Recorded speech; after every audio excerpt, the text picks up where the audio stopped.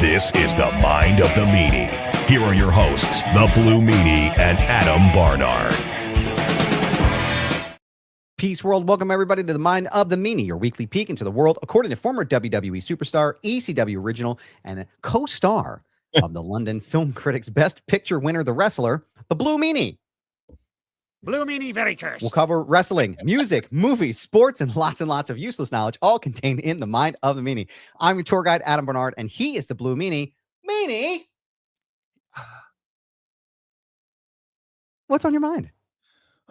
Doing good, my friend. It's June 28th already. Dude. As we record this, it drops June 29th, but my goodness. Somebody hit the, I'll say this and I'll say it again until I'm blue in the face, get it? But yeah, somebody hit the fucking fast forward button. It's June. It's my favorite time of the year. Yeah. Fucking warm. Yeah. Been fighting. Me and Mrs. Meanie have been trying to putting off the AC. Luckily, the last few nights have been all right, with the fans and stuff like that. But doing good. In the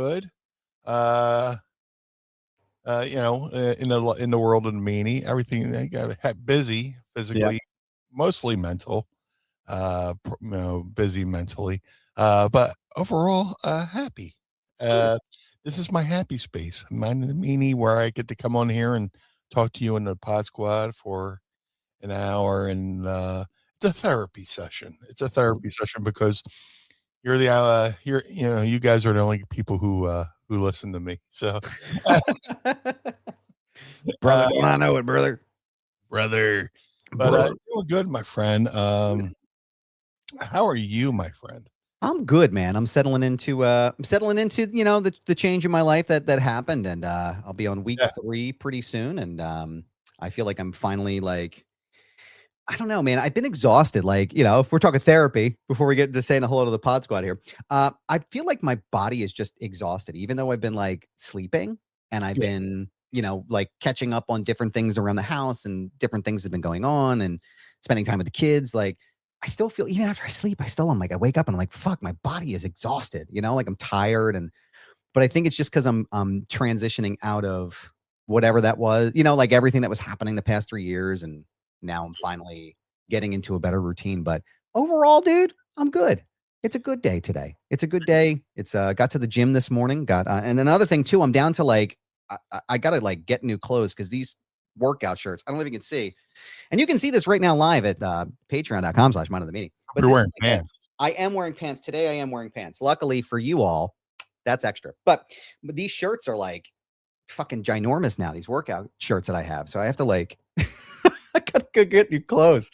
But it's not bad. It's not a bad place to be. But no, life is good, man. I'm feeling good today. So today's a good day. But the other good thing is that the pod squad's here. Yeah. Good morning, everyone. Thank you for joining us. Mass Sanity, the resident professor. Greetings and salutations, and a pleasant Baba Booey to you, sir. Baba Booey to you. Jesse Brown is here. Good morning, brothers and sisters. Good morning. Thank you for being here. Oh, Vanessa's here. Good morning, Vanessa. Hello, Vanessa. Matthew Elvis Presley is here. Good morning, everyone. Let's hear it for the leader of our blue line and our tribal beef, the Blue Meanie. Acknowledge him. Good morning, sir. Good morning to you. Thank you. And Mass Sanity says, I'll be hitting the big 5-0 on Friday. Holy Santa Claus shit. Yeah, man. Happy early birthday. Big 5-0, man. How you feeling? Good. Yeah, I hopefully good. I've known Mass Sanity forever, man. We'll forever be kids, Yeah. Physically, we might be a little bit older, but mentally, we're right there with the young kids minus the lingo. I hear people saying, I guess I learned a new phrase called "no cap." Yes. Which I don't know what the fuck that means. I guess maybe no lie. It means it's the youth version of no bullshit, like how we say in Philly, no bullshit. Okay, but what's the origin story on that one? I actually have no idea. I should ask. I could give you the origin story of the word John. Right. Oh, what the fuck is John? Well, John is derivative of the word joint. Mm-hmm. And just eventually, it just deteriorated into the word John, hey man, like if you go out and get a new pair of sneakers, so joint's more of a New York thing, John's a Philly thing. So, and Spike Lee, his movies are Spike Lee joints. You get a fresh pair of kicks, sneakers. Oh, look at them joints. Yep. Down in Philly, they'd be John's. So. But yeah, Cap. I'm trying to figure out where that derives from. I'm fascinated by it. Me and Mrs. Meanie have been watching a lot of shows from Scotland because I'm a huge mark of Grado. We watched Two Doors Down, which is fucking hilarious. If you get a chance to watch that, watch that. We're watching a show he did called Scott Squad, which is kind of like one of those fake it's like a fake version of Cops in Scotland. And like I'm picking up on their lingo and it's like fucking great, so I have a friend Bradley over in Scotland. When we talk, I'll talk to him with like Scottish lingo, and I think he kind of gets a kick out of that, or maybe he thinks I'm patronizing him, but when you're in Rome, you do as the Romans. So, but I'm fascinated by language. I'm fascinated by language elsewhere. Like in Scotland, cunt's a compliment. Grado. My first time I met my friend Bradley. We're at a convention, and my friend Sebastian got to him first. He goes, "Go over to Blue Meanie and call him a cunt." He's like, "What?" No. So he's do that. No. He's like, "No, please trust me. You'll like it." He goes, and Bradley walks over. "Hey, how you doing, you cunt?" And I fucking popped so huge, and he looked so relieved. But oh, that's funny. Yeah. So circling back to no cap. Well, actually, that should be the name of the episode, by the way. I was gonna say I had it written down as a linguistic adventure because I feel like when we talk about the Scottish or just anything with the youth, specifically, anytime Malcolm comes over with a new phrase, I'm like, what the fuck does that mean? And I'm trying to say hip. Like I'm usually pretty good. Like I usually try to say hip with the youth. But sometimes I'm like, I don't know what that means. But apparently, so why do they call lying capping? It refers to exaggerating, bragging, or putting a lid or upper limit on the truth to make the story sound better. That's right from Merriam-Webster. But apparently it was popularized. The term originates from African-American vernacular English and was heavily popularized by Southern hip hop artists in the late 2010s. So now that's where that came from. So stop capping is where that comes from. There was something else the kids said, or Malcolm said, what the fuck was it that I was like, what? Like I do my best to try to stay as, close to the bleeding edge of language with that stuff as I can. But sometimes I'm like, I can't say that. I'm not saying it. It's like calling Twitter X. I'm not fucking doing that. I'm not fucking doing that. You're out of your mind. I'll be long gone before you fucking even hear me say those words. No, I still use the old Twitter. We use the X here just because it's, unfortunately it's the only way to get people to know where you're at. But I still use the bird logo. Like, fuck that. It's always going to be Twitter. Yeah. You're out of your fucking mind. Yeah. But yeah, speaking of fucking, as a derivative from Southern slang, I lived in Memphis for a little bit. Everybody was fixing to do something. You fixing to eat? Fixing. Yep. I'm fixing to eat something. I'm fixing to fuck that thing. Fuck that peanut butter sandwich up, or whatever. I'm fascinated by language. I love going new places. I love going overseas and learning shit. Like me and Mrs. Meanie are going over to England for the Eagles game. I just love learning the language over there, and getting acquainted, or acquainted's a good word, with the language and everything. I try not to be too posh when I'm over there. But like I said, I love language. What's that? I was gonna say my headphones are a little fucked up here. Hold on one second. Got a little You're good. Technical difficulties here. There we go. Up now it's coming out one side. What the fuck? There we go. We good? Be back on? You're good, yeah. Blue Meanie very cursed. Can you hear me? Yes. All right, cool. Sorry. I moved the cable, and of course everything gets all fucked up. But no, my buddy Joe Biamonte, he is from Britain. He's from somewhere around foggy London town, I think, because that's where all Brits are from what I understand. But I'm always like, he'll come and hit me with some British slang, and I'm like, can you just teach me like whatever the fuck that's supposed to mean? Because I need to like utilize that. Bell end is one of my favorite slang terms that I've ever heard. And James Corden is a bell end if you want to use that appropriately. You know, and so Well, my ultimate favorite one, and Mrs. Meanie hates when I say this, but twat. Twat. Yeah.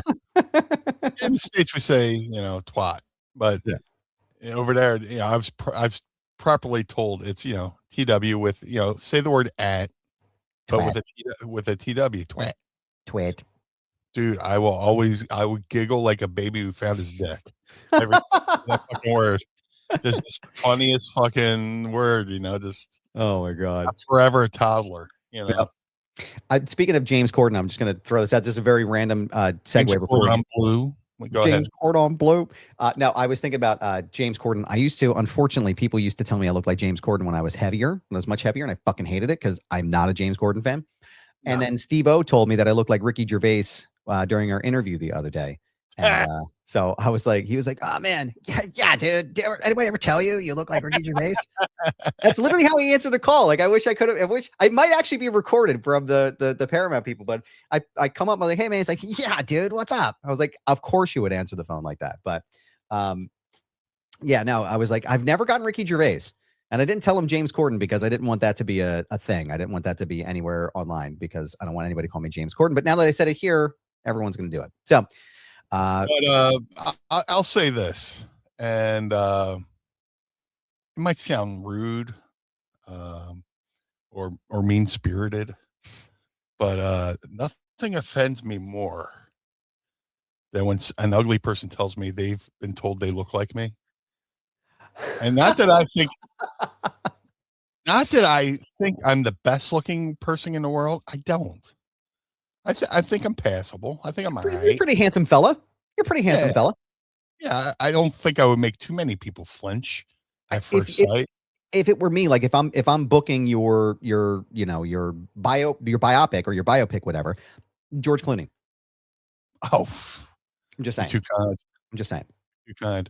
Talk about a man crush. He's no man. He cuts his hair with a fucking flow bee.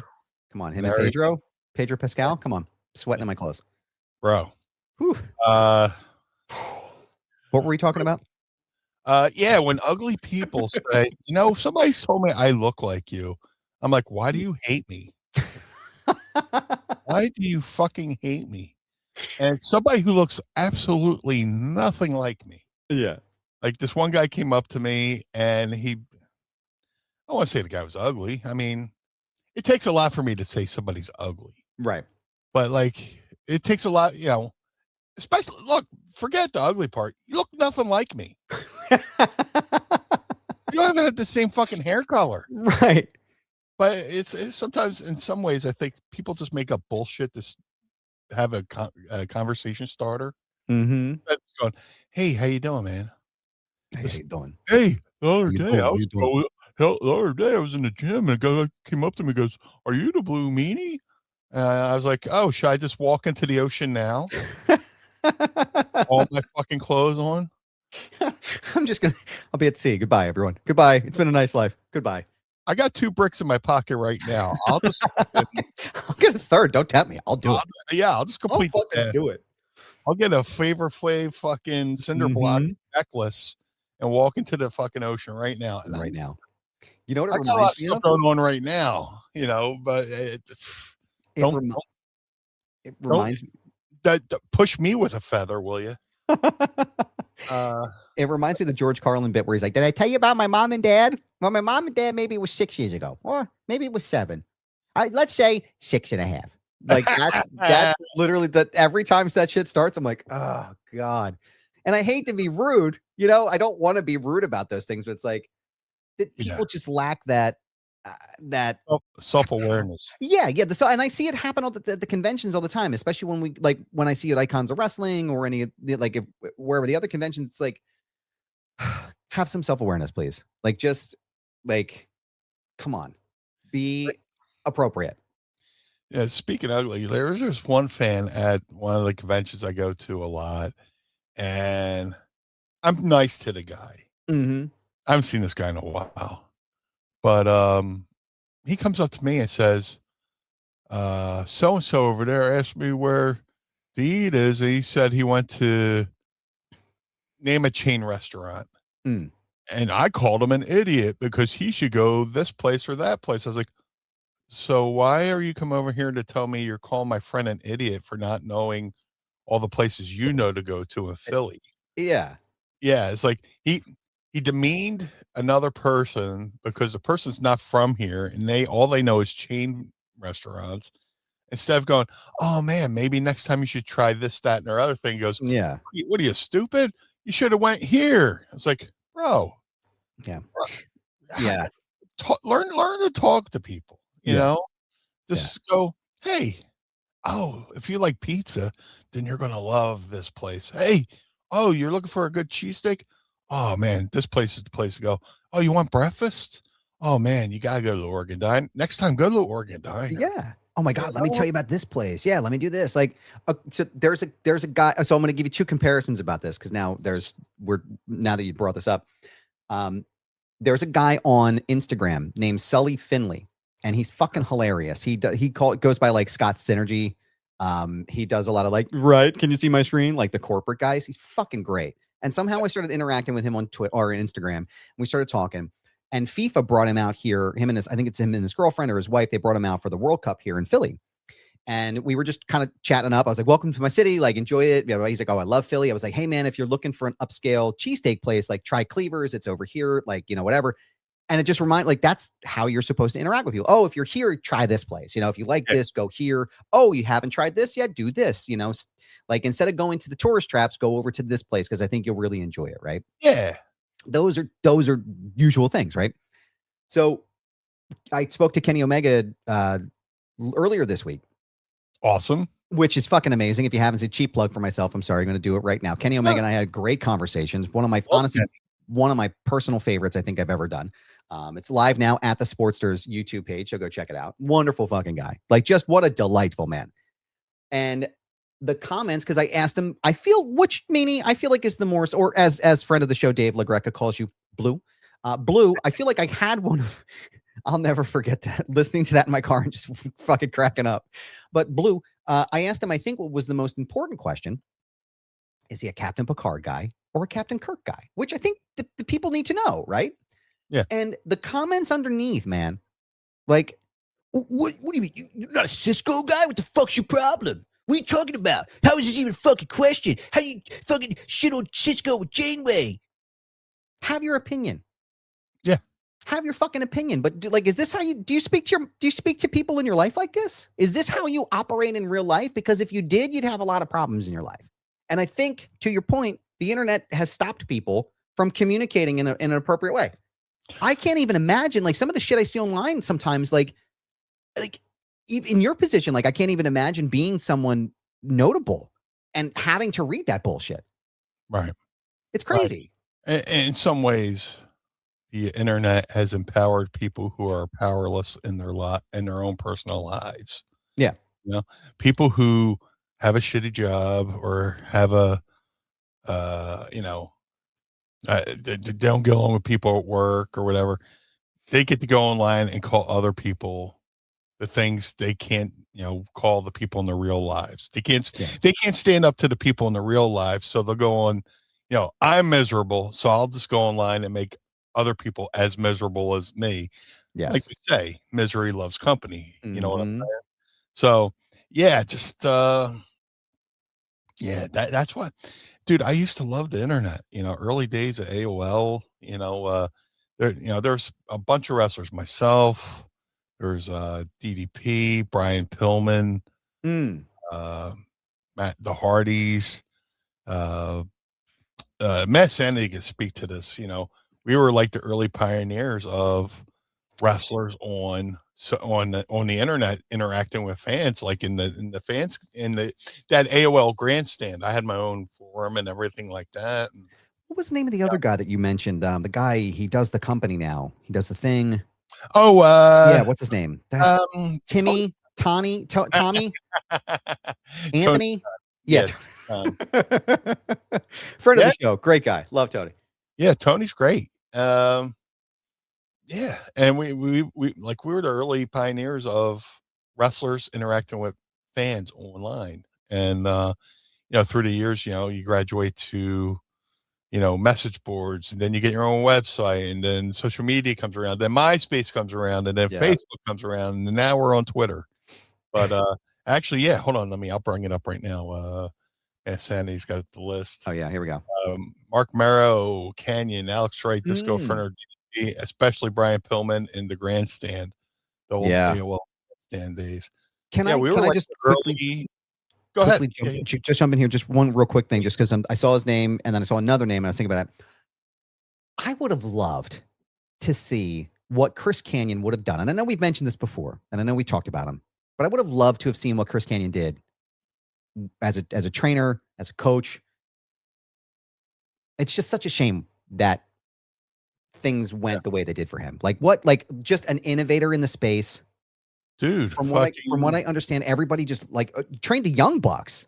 Yeah, it just I don't know. Brian Cage, right? It's like this guy could have been. The Mortis gimmick was, again, and I know Meanie and I've talked about this previously, which you can listen to our archive at mindofthemeanie.com. Just such an incredibly talented individual who I don't think ever really got his just due or got done right in certain circumstances. And I would have loved to have seen what he would have done in the industry right now, especially with AEW. Like, I feel like he would have been one of the main guys there. And also too, Brian Pillman, like, just to hear the stories, people having podcasts and things, like, imagine a Brian Pillman podcast. Yeah. Like, unbelievable. Sorry, go ahead. Go back to it. I was just thinking about it. No, there's a few people I think of often. Canyon would have been a great, he'd probably still be wrestling too. He'd be a good wrestler coach in AEW. Yeah. Who better? And a person that a lot of people don't bring up, but they should. A guy named Larry Sweeney, Sweet and Sour Larry Sweeney. Mm-hmm. I think of that guy often. Sweetheart of a guy, hell of a performer. And, I see what Prince Nana is doing now in AEW. Mm-hmm. And Larry Sweeney would be there, or be right there with him as like a modern day. And this is high praise. Like, he would have been like a modern day Bobby Heenan. Yes. Go on. Like, if you're a wrestling fan and you're a fan of, like, to me, there's always room for funny in wrestling. But look up Sweet and Sour Larry Sweeney. Mm-hmm. And it's hilarious. I worked him. I only got to wrestle him once, and I sought the match out. And actually, the match, somebody was kind enough to put it up on YouTube. But like, it's one of those few matches where I can, I had to try not to laugh the whole entire match just because he had me fucking popping. But yeah, just Sweet and Sour Larry Sweeney would have been amazing in AEW. That's the heartbreak of getting a little bit older. You think about like where people you like would be right now had they lived. I was trying to think of a good word for that, but a better word, better phrasing. But just we have a lot of stuff here in the pod squad I want to go back and just kind of chat about here because there's so much going on here. Let me go back to the top here. Holy shit. Where we start here. Okay. Oh, no, let's go to mass sanity. My lower back often reminds me of my age. Yes. Every single morning. Yeah. Jesse Brown says, I'm knocking on 40, but as we say in the South, most days I feel like I've been shot at and missed and shit at and hit. Yep. That's a good one right there. Mass Sanity says John is to Philly as gimmick is to wrestlers. Yeah, that's pretty good. That's perfect. That's spot on. And then Jesse says, I say, John, thanks to y'all more than someone that's never been to Philly should. You're welcome. Yeah. Take it everywhere. Yeah. Take it everywhere, man. They did not know what John meant. Pay it forward to all your friends, and also tell them to listen to the show because we're really we have fun. We have fun. We're fun and we're informative. So You know, the scissor me timbers. Yes. Like geezer over there is like bro, and here is like an old cranky bastard. Yeah. Yeah. Over in foggy London town. Mass Entity says, I try to be progressive in life and terminology, and I draw the line at the lingo of the youth. I used to be like kind of the same way with the lingo, but I don't know. It's just fun to tease my kids with it. So, but also too, it makes them feel like I'm actually like paying attention to what they're doing. Yeah. Just came to me. Blue Meanie should be the name of an extra strength Blue Chew. There you go. Says Matthew Elvis Presley. I am actually not opposed to that whatsoever. That's actually Blue Chew if you're listening. Blue Chew and PBR have missed their fucking target demographic with having me as a fucking spokesperson. For real, dude. And if I'm being quite frank, even though I'm Brian, but I'll be frank for a moment. As long as I can still be Garth. I'm pretty fucking offended. Yeah. I'm just saying, we've reached out multiple times. We'd like to make this relationship happen. Oh, dude. Go back and listen to our Manscaped ads. I'm just saying, we have a lot of fun with those ads. Those were, phew, my God, man. The amount of shit I know sell publicly that just privately eats away at me. No, we love the folks at Blue Chew. We'd love it. We would, if anybody at Blue Chew is listening, we would love to have you as a sponsor of the show. It would be or PBR, or you know. Just saying, we're just throwing it out there. Pabst Blue Meanie. We have a T-shirt right now. Pro Wrestling Tees. Pabst Light is fucking amazing. People and nothing worse, because I go to McCusker's. I post a photo of my drink. And I go hold my calls, of course. Of course. And people are like, how are you drinking Pabst Light? I was like, with my fucking mouth. Yeah. What I do is I put the can to my face and I drink it. Yeah. That's the whole thing. So I was drinking PBR for a little bit. Well, for a while, actually. And good beer. And I'm a cheapskate. I'm frugal. It was $3.50 at McCusker's. Mm-hmm. So Dougie is like, hey, we got this new beer and you want to give it a shot, Pabst Light? I was like, fuck yeah, I'll try it. He's like, it's he's like, oh, it's $3 instead of $3.50. I was like, you got me sold. Twist my arm. Yeah. $3 instead of $3.50. I mean, I at least get one extra beer. Yeah. Yeah. You add those 50 cents up. So I would have been spending on PBR, save it with Pabst Light. That's an extra beer. Yeah. So, and I posted and people are going, oh my God, I can't drink light beer with my fucking mouth. Yeah. But I'll say this, but Pabst Light, very delicious. And I wake up I don't really get hungover, but like when I wake up, I don't feel as gross, but people are like, oh, well, why would you engage in such an activity of drinking and feeling I could go to the gym and wake up sore, what the fuck? Get up and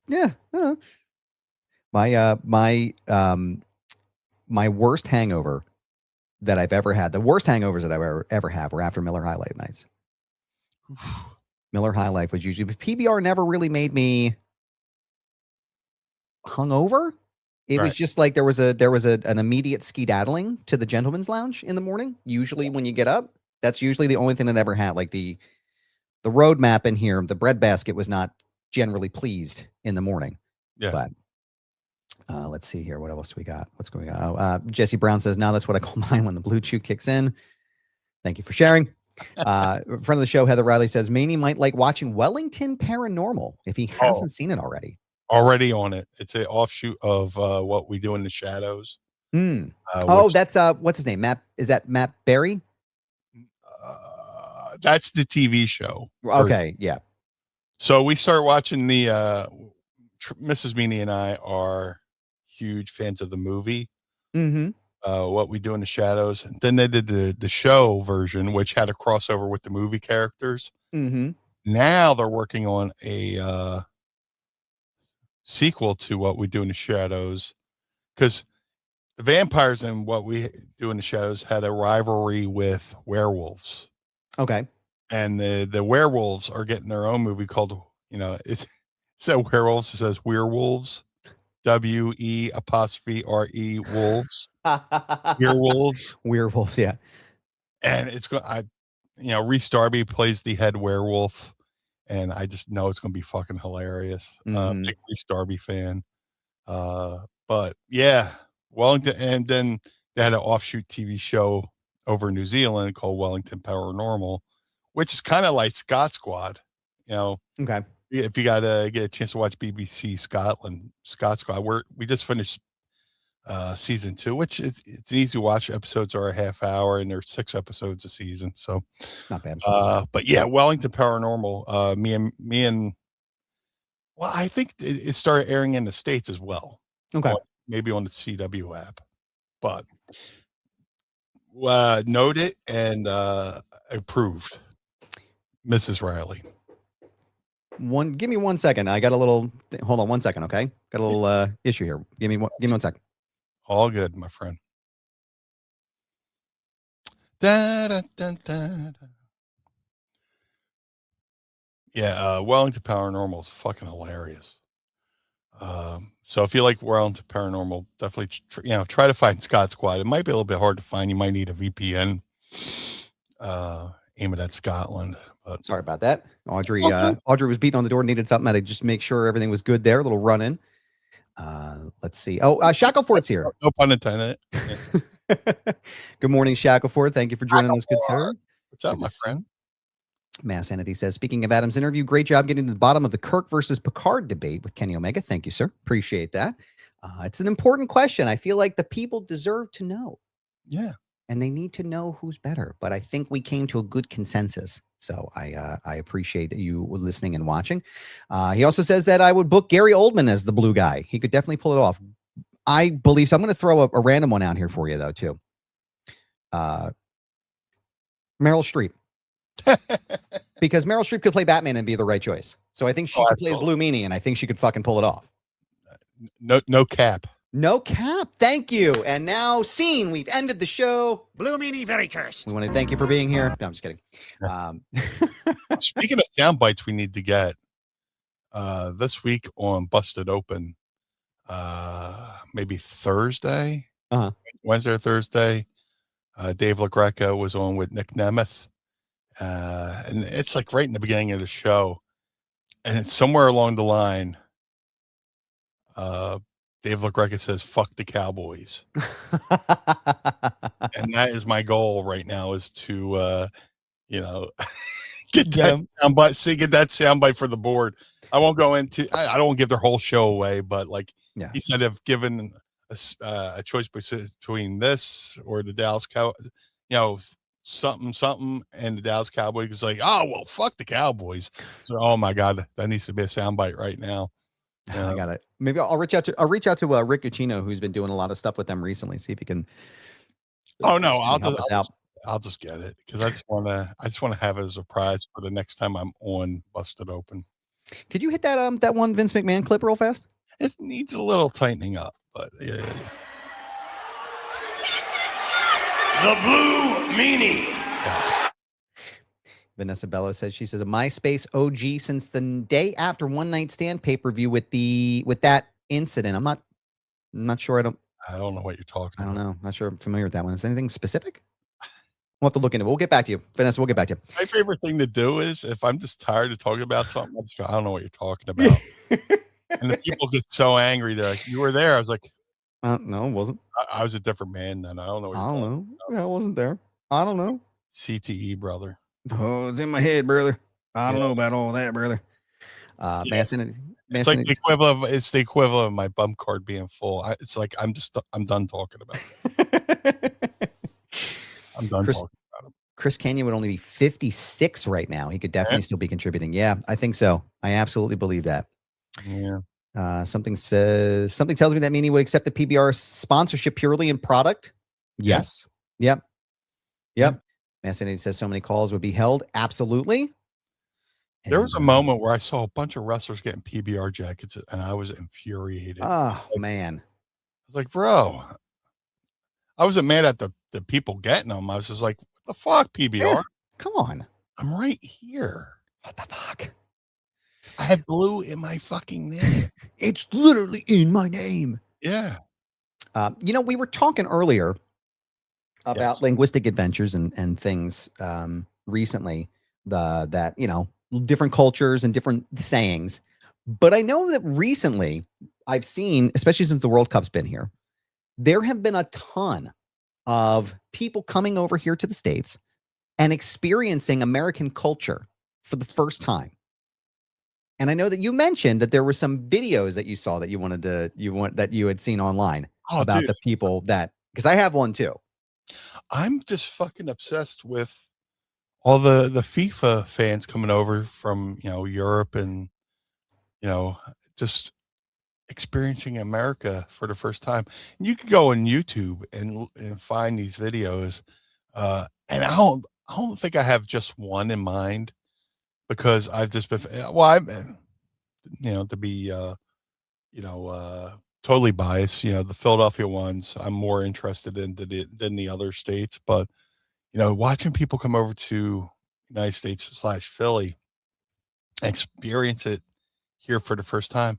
And the overwhelming theme seems to be, we've been lied to about America. Brits, Scots, people from France, or whatever country they're coming for, dude, fucking Scotland. I wish Philly would got the Scotland games, just because they literally drank Boston dry. Yeah, I heard that. They cleared the fucking city out, right? Scotland drank all the beer in Boston to the point where they no offense to Bud Light, they're like, the thing last thing left was Bud Light. And but yeah, dude, the other day I was I've been watching a shit ton of those videos. There's one dude that's come over from London, and he met an Uber driver, and the Uber driver's like, "Oh, I'll show you around." And the Uber driver, took him to a store right here in South Philly, like the Dollar Tree. And I'm like looking around, and I see people I know. I'm like, holy shit. This is like literally around the corner from my house, taking them to Wawa, ordering a hoagie, or, just going to the Rocky Steps. Or, dude, I love the ones in Texas where the Japanese fans are experiencing, Texas barbecue for the first time. And, oh yeah. Yeah. Everything's just so big, just, it's just amazing. Just, I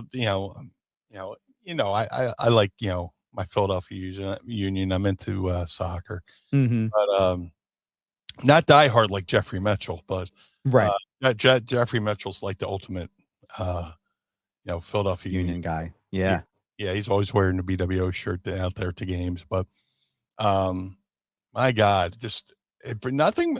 I like watching reactions of videos of people experiencing things I've experienced, but watching them experience them for the first time, because it makes me it reminds me of why I fell in love with certain things. Like I watch people watch reaction videos of people watching Eddie Van Halen for the first time, and it reminds me of why I fell in love with Eddie Van Halen. But dude, watching folks come over to the United States and experiencing, especially Philly, experiencing Philly for the first time, warms my heart. Especially people going down to the Reading Terminal Market. Yeah, dude. Yeah, there's a video. What is Scrapple? And watching people experience Scrapple for the first time. Yeah. Fucking amazing. So good, man. Amazing. So good, dude. And it's so good. Like, I watched a video. I think I saw a couple. I don't know if it was on TikTok or if it was on Instagram, where they were where were they from? I was somewhere in Europe, and they were experiencing Waffle House for the first time. Yes. And it was like, this is fucking great, man. And then there was a Brazilian father and son that had come to Philly, and it was the first time they had been here. And they were like, oh, this is, we heard all these terrible things about Philadelphia, and this is the most beautiful city we've ever visited in our entire lives. Yeah. And it's like, it's just, I love that. Like, first of all, fuck everywhere else, because Philly's the best. Philly or nothing.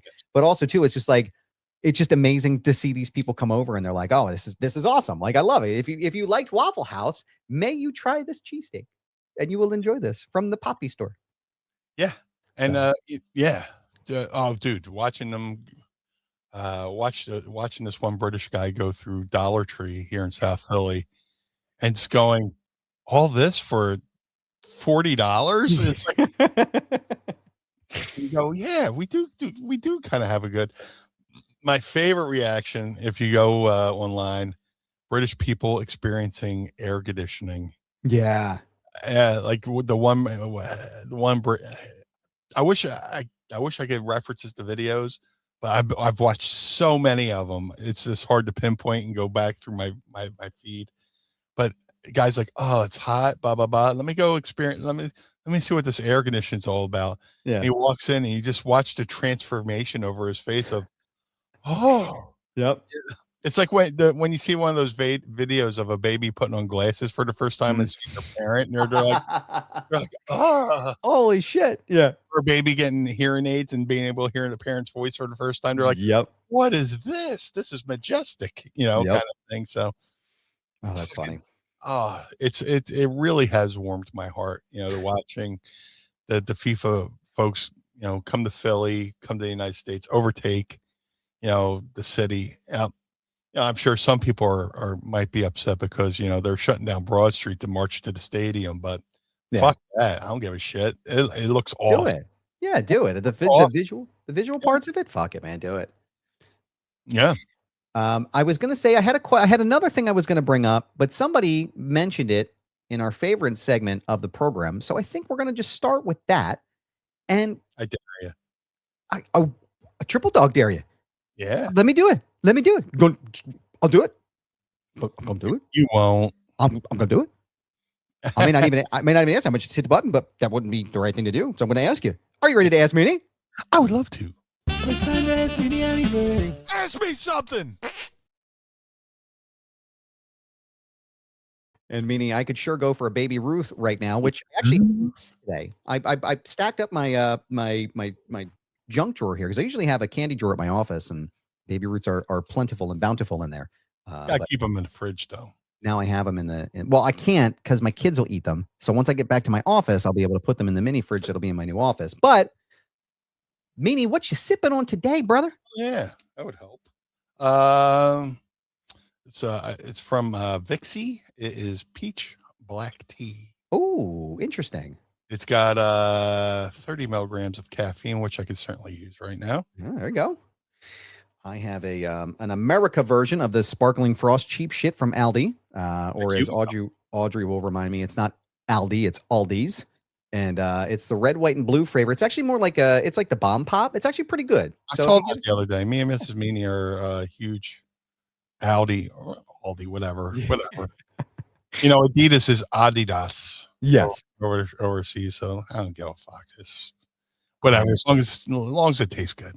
It's actually it's pretty solid, man. It's a pretty not the sneakers. If you get a chance to try it, if you get some at your local Aldi's, give it a shot. But we're going to crack these suckers. Hopefully you're enjoying whatever you're sipping on, wherever you're at. I need it. 3, 2, 1. Oh, yeah. Picked the wrong week to clip my nails. Picked the wrong week to stop sniffing glue. Yeah. Cheers, beers. Pinkies up, friends. Oh, yeah. Oh, that's good shit. Scratches the itch I can't. Atta boy. Let me give you one of these right now, too. Oops, wait. It's the volume down. There we go. Somebody says Big Deborah. That's right. I wish I had some. Yeah. Big Deborah. Big Deborah. Speaking of Big Deb, the banana pudding cakes are fucking horrible. I've actually never had them, but I will avoid them now. I never thought that sentence would ever be uttered. No. When it comes to banana pudding. Yeah. Jesse Brown says, hey, Aldi's came in clutch on Friday. Got my whole shopping list done, except for the things I needed elsewhere for $60. Yes. Yes. That is a great place to go. The bass in Meanie's burp would make Booger proud, said Mass Sanity. See, we're totally on the same wavelength. Matthew Elvis Presley wants to know, and this is what we're going to bring up at the end of the show, but we're going to do it here. Thoughts on Sami Zayn winning the WWE Undisputed Championship. Do you agree on the timing, or did WWE wait too long? I think the timing was right. Oh, well, a little bit of both. Mm-hmm. Them waiting this long made it that more satisfying. Just like a last-ditch effort, kind of the way he was loaded in for the crossroads, slid out, hit the fucking inside cradle, the inside victory roll, and for the 1, 2, 3. Some people, not that I'm fucking psychic or anything, but I had a feeling that this would have been the perfect opportunity to do it in a 3-way match. The way they built up to it with, Gunther and Cody and Sammy as the ref and all the shenanigans that went on around that. And then, having a 3-way where Sammy felt like the total underdog. But, just like the 2017 Philadelphia Eagles, baby. He came through against the mighty champion, Cody Rhodes and, Gunther as well. And the fact that he's been there over 10 years and hasn't, really won a championship. Yeah. Man, it's crazy. It's taken this long. But like I said, I think the wait is what made it even a little bit more special. Yeah. Sammy's a great guy, great talent, great energy. I've heard, I've always heard stories of him as, El Generico and this, I'm good friends with Cliff Compton. And me and Cliffy talk, and he's told me some great Sammy stories. And he also had a show on the High Spots Network where he told some great Sammy stories. And just to see, how far along this guy's come, it's so well deserved. A lot of people, you get that chant of you deserve it a lot, but in this case, he really does deserve winning the big prize, the world title. I do not know why I'm feeling emotional about this. I apologize. I'm going to try to get through this without crying because it feels really special. It feels the same way that it did when Kofi Kingston won. I don't know why it made I should apologize for feeling emotions because this shit is just so awful. But it was perfect. I have a lot of feelings about this. So if it's okay, I'm going to ask Adam on this one and ask myself the same question, and I'm going to give you the answers. It was exactly what it needed to be. I was glad that they didn't. I was glad that they didn't have him pin Gunther. Yeah. I was glad that they had him beat Cody in a roll up nonetheless. It was that whole final segment, that he had, I think, what is it? Gunther had Cody in the sleeper, and then Cody or Sammy kicked him, and then he got out of it. And then there was a haluva at some point, and then he was putting him in the crossroads, and then he rolled him up, and the pin, it was just like, holy, if you blink and you miss it kind of thing, Yeah. There's no one more deserving than Sami Zayn for this title right now. I mean, he's just it's just fucking amazing. The guy has been busting his ass for 10 years in the company. He's one of those guys, and Solomonster was talking about this yesterday on his live review. Yeah. And he's absolutely right. It's he's a guy that's been consistently seen as someone who helps the other guy get elevated, right? For a while, I felt like that was Drew McIntyre too. Helps the other guy get elevated, helps the other guy get to the next step. Always the bridesmaid, never the bride kind of thing. Yeah. And now he is the guy. And it's of course he's the fucking guy. He's always been able to be the fucking guy. He always has had that ability to be the fucking guy. Yeah. And he's a Triple H OG guy too. Don't forget that. There's people that are out there. There's a reason why Gargano is a part of the storyline. There's a reason why, hope to God, Kevin Owens, we hope you get better soon, but when KO comes back, that he's going to be a part of the storyline. Because all three of those guys are OG Hunter guys. And Kevin Owens had a pretty good heartfelt, post about, Kevin, Yeah. Yeah. I mean, it's the way that they did it, the execution, the payoff for it. I know there's been a lot of talk about, Triple H's booking recently and even the Obafemi Jey Uso match. If we're talking about Night of Champions and Io Sky and Liv Morgan, all of those matches were booked perfectly. Wrestling is at its best when it is unpredictable. Yes. And everybody thought Jey Uso was going to win, and they were going to have him go against Cody at SummerSlam, and he lost. And now Obafemi's the king of the ring. And he's called out Roman Reigns before, but is he going to go after Sami Zayn now? It's unpredictable. What happens with Jey Uso now? Because everybody thought Jey Uso was going to win. He was like, oh, I can't believe Jey Uso is going to be back in the title picture. I don't want to hear shit about anybody talking shit about Jey Uso being in the title picture, okay? All you got to do is go to those stadiums and go to those shows and see how fucking over the guy is. Okay. Oh, absolutely.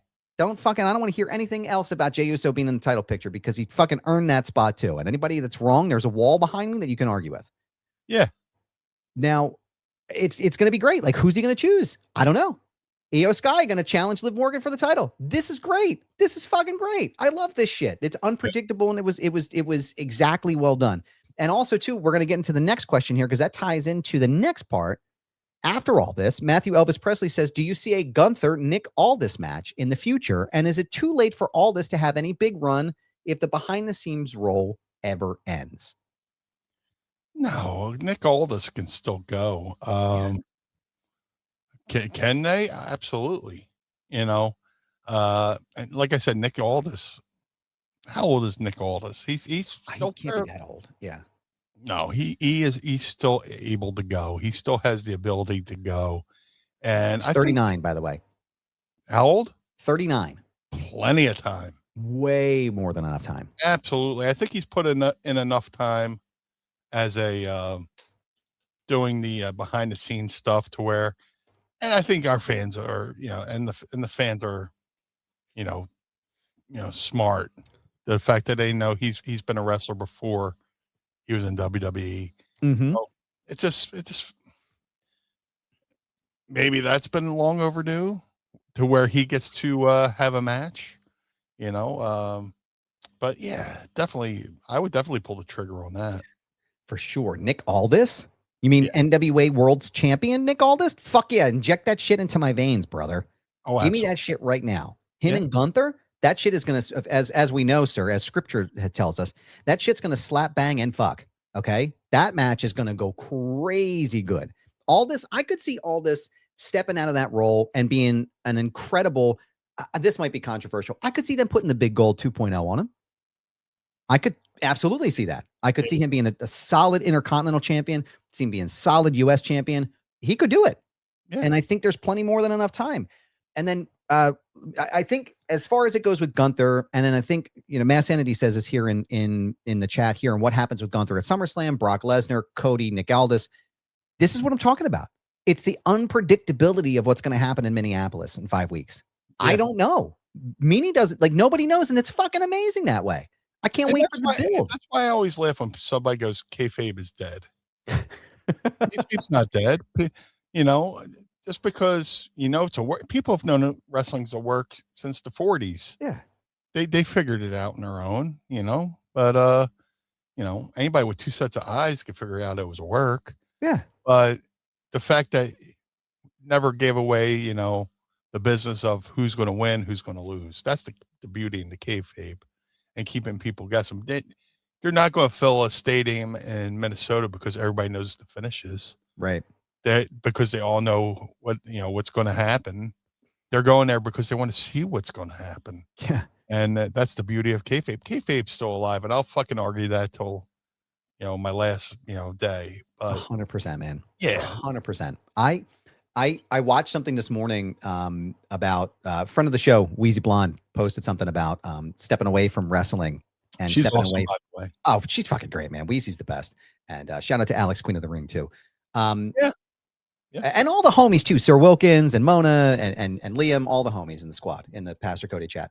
But the point basically was like, you have to be able to step away from fandom sometimes. To your point about people being like, oh, kayfabe is dead, or this, that, or the other. They know this, or they're shitting all over the product, or this, that, and the other. Like, sometimes you have to just step away from stuff to enjoy life. Yeah. And sometimes you have to just like take a break from things, because if you get so far into this like rabbit hole and you can't focus outside of this life, like you get stuck into this like vortex almost of just like mania. Just like go outside and touch grass. Go outside and do something else. Watch something else. Intake some other form of media to enjoy, because this is always going to be here. And I think for me, like, and we talk about this too. Like, I think for guys like us, like we are able to like even when I write, because I do a lot of writing for results and interviews and stuff, I'm able to like separate myself from like a real serious fandom where it's like, oh, this stuff, you're wrong, and this, and like, I just enjoy this shit, man. Yeah. Look, if this podcast was strictly about, sorry, oof. You all right? Yeah, the seltzer kiss there. Yes. But if this podcast, mine and DeMeanie, was strictly about pro wrestling, I don't know how long this podcast would last. Yeah. wrestling has its good moments. It has its bad moments. People always go, the booking sucks. I was like, well, they're writing for a TV show that has no end. Right. Yeah, technically WrestleMania is the season finale, but the season starts the next day. Right. We get the people who write TV shows in Hollywood. They write 16 shows, and then they're off. They take a couple months off and then come back to the product with a fresh set of eyes. With pro wrestling, there is no off day. Yeah. But so and same with fandom. There was a period in the 90s where I kind of stopped watching. I gave myself a month off from watching wrestling, and went back to it with a fresh set of eyes and fell in love again. Yeah.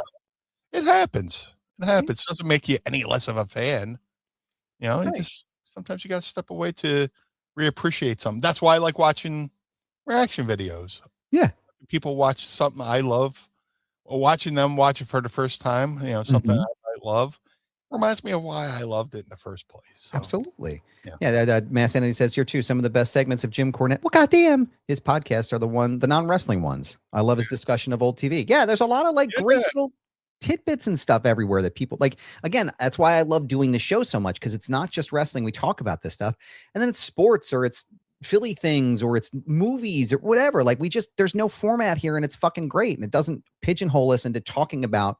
God, could you imagine how exhausting it would be to stay up on all the stuff all the time and doing, that's a lot, man. There's a lot of wrestling. There's a lot of wrestling. There's people who out there that do it really well, but I'm sure there is a significant part of them that is burnt out by doing that. And I think that's why again, not to toot our own horns, but toot. Blue Meanie very cursed. I really feel like that's why we've been able to sustain as long as we have, is because we don't just do those kinds of things. We're not burnt out. This is a great little back and forth talk about fucking everything. And I love it.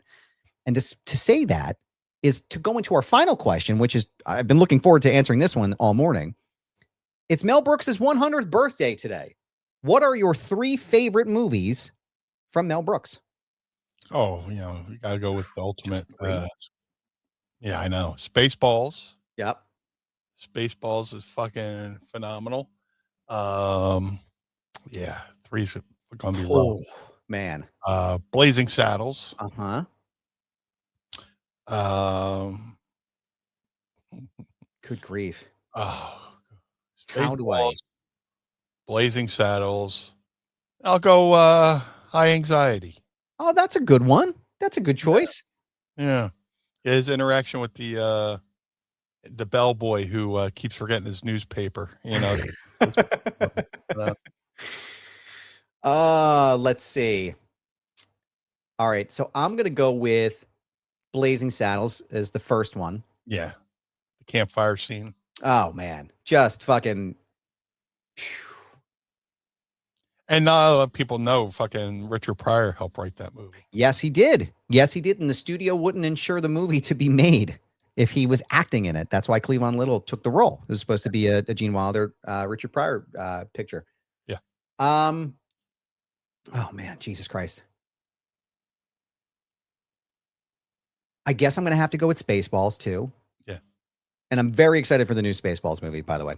Yes. And I'm going to throw a curveball here at you, because I'm a big. It's been a long time since I've seen Young Frankenstein, which I got to go back and watch that, because that movie's fucking. Oh my great. God, I forget about that. Oh man, and then History of the World Part 1 is fucking fantastic, right? Such a great movie. I'm an idiot. Gregory Hines is so good in that movie. Young Frankenstein gave us the song "Walk This Way." Yes. Yeah. Robin Hood Men in Tights. That may not just be one of my favorite Mel Brooks movies, but one of my favorite movies of all time. Yeah. Yeah. Swap out. Did you say Abe Lincoln? No, he didn't say Abe Lincoln. He said, "Hey, Blinken." Swap out High Anxiety for Young Frankenstein. Oh, and then there's Dracula Dead and Loving It, which is Leslie Nielsen, which feels like a Lennon McCartney picture, right? Like two of the greatest in fucking comedy going together. But oh man, yeah, dude. 100 years old, man. Yeah. Who's going to be? I think. You know what? Rick Moranis. I love the fact that Rick Moranis is coming back from retirement to do the new Spaceballs movie, which is just fucking amazing. I love it, man. Happy birthday to the fucking king of comedy. But Meanie, Yes. I want to thank you, sir, the king of the blue guys, the king of the gas. We appreciate you, sir. We appreciate you being here and answering your questions each and every week. Don't forget to drop them in the chat here using that hashtag AskMeanie, or find us on social media and tweet us there. But Meanie, where can everybody keep up to date, good sir, with all things blue or Meanie related, whichever, when they're not listening to the program? If you would like to follow Blue Meanie on all forms of social media, Facebook, Twitter, Instagram, at Blue Meanie BWO, wherever you do your favorite social media. If you would like to support the Blue Meanie, actually, if you go to ProWrestlingTees.com/Blue Meanie right now, we have a Blue Meanie signed 8x10 available. So go grab yourself one right there at ProWrestlingTees.com/Blue Meanie. If you'd like to support Mind of the Meanie, go to ProWrestlingTees.com/Mind of the Meanie. MadCatBeardCare.com. Get the Blue Spruce Beard Oil or Balm. Shout out to Josh Thornton, who's doing an amazing job over there at MadCatBeardCare.com. If you're a cat lover like myself, definitely go check them out. The Ultra Pro Wrestling video game coming to all major consoles. Ultra Pro Wrestling contains Ultra Pro Wrestling contains not only original characters by the amazing Hal Haney, but many real world wrestlers, including myself and many others. I'm trying not to spoil. Go to ultraprowrestling.com or follow them on Twitter at UPW Video Game. That's ultraprowrestling.com or follow them on Twitter at UPW Video Game. To have the Blue Meanie on your podcast, go to podstars.net. That's podstrz.net. Register your podcast, book the Blue Guy, and let's have a conversation over there at podstars.net. Cameo.com/Blue Meanie BWO for birthdays, holidays, and well wishes. Please book through the website. Don't book through the app. The app takes way too much of your hard-earned cash. So if you want to make somebody's day a little bit brighter, like right before I came on today, I did a happy birthday message.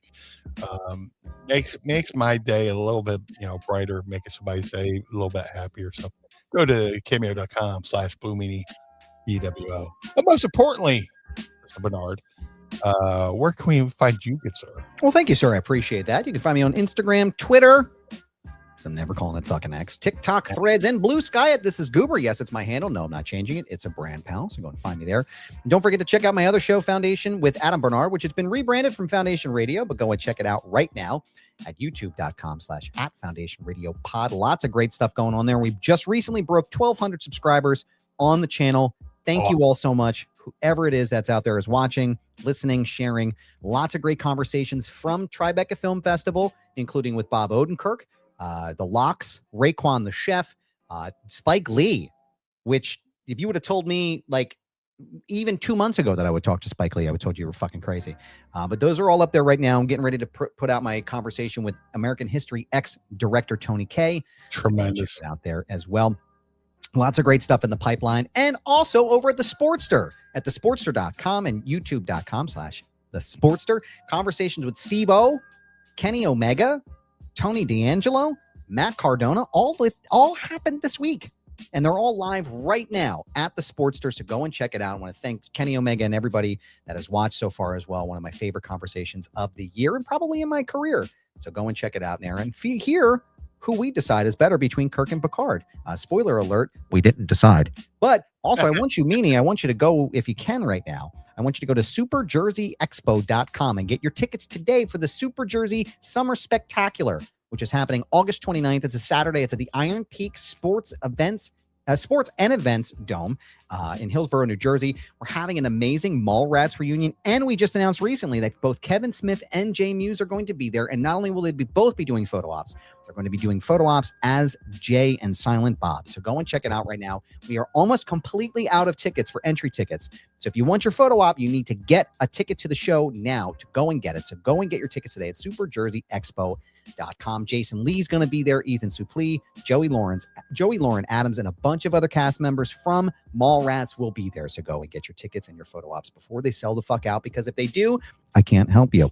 So ProWrestlingTees.com/Mind of the Meanie. Pick up his shirt and keep the lights on at Casa DeMeanie in the Barnard Home for Wayward and Troubled Youth. Don't forget to go to Patreon.com/Mind of the Meanie. Tiers start at just $10 10 human monies, rather, Meanie. I don't know if you know that. Maybe, do you think we can come up with blue dollars? That would probably work. Maybe we'll talk to Dan Housen and see what he says. Blue bucks. Blue bucks. I'm with it. I'm for it. I'm here for it. And then youtube.com/@mindofthemeanie. You can hear all of our archive going back all the way year to the year of our Lord Jesus Christ, 2022, and even the Pittsburgh shows we did in 2021 together when we first started doing this wonderful program for y'all each and every week. And don't forget to follow us on socials at Instagram, Twitter, and Blue Sky @mindofthemeanie. We want to thank you for being here with us. You can be anywhere in the world right now, and you're here with us. So whether you're listening to us on Monday or on Friday, we appreciate you. So thank you for being here. And don't forget to leave us a review. 5-star reviews go a long way for us and help the show get visibility to everybody else that wants to listen to this shit, because we love that. So we want to thank you. Meanie, I want to thank you as always, good sir. Enjoy Thank you, good sir. the rest of your week, and enjoy the rest of your week as well. For the Blue Meanie, I am Adam Barnard. Join us again each and every week as we take a trip through the mind of the Meanie. Peace. Blue World Order.